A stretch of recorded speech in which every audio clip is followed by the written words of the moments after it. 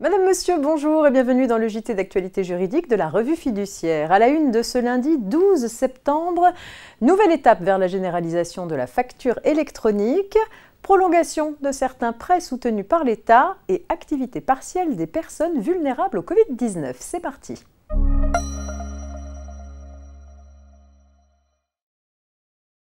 Le 25 janvier dernier, le Conseil de l'Union européenne a autorisé la France à généraliser la facture électronique inter-entreprise.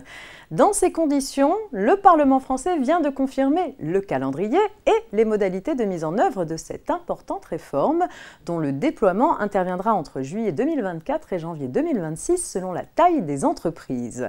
Cette généralisation de la facture électronique s'accompagnera d'une obligation de transmission de données au fisc selon le même calendrier. Les travaux de construction d'un portail public de facturation sont d'ores et déjà engagés par les pouvoirs publics pour permettre une expérimentation dès le 3 janvier 2024.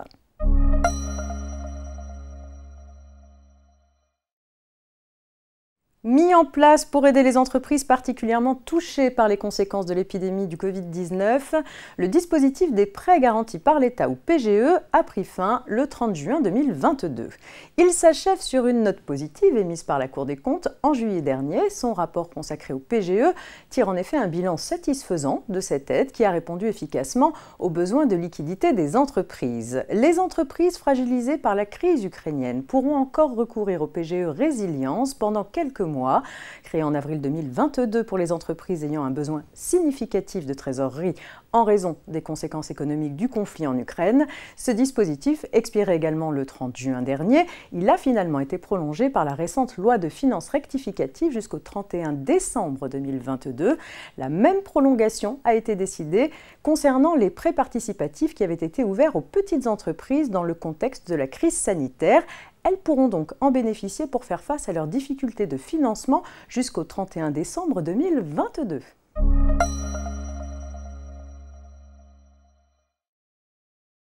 Les personnes vulnérables aux formes graves de Covid-19 ont bénéficié sous certaines conditions du dispositif d'activité partielle personnes vulnérables jusqu'au 31 août 2022. Il n'y avait alors pas de reste à charge pour l'employeur pour ce qui concernait les indemnités réglementaires puisque l'allocation versée aux salariés et celle remboursée à l'employeur se calculaient au même taux. Ce taux était de 70% de la rémunération horaire de référence retenue dans la limite de 4,5 SMIC.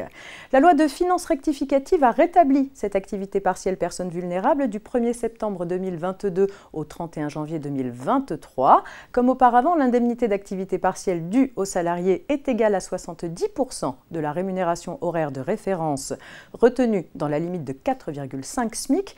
En revanche, l'allocation remboursée aux employeurs est fixée à 60% de cette rémunération. L'employeur supporte donc un reste à charge.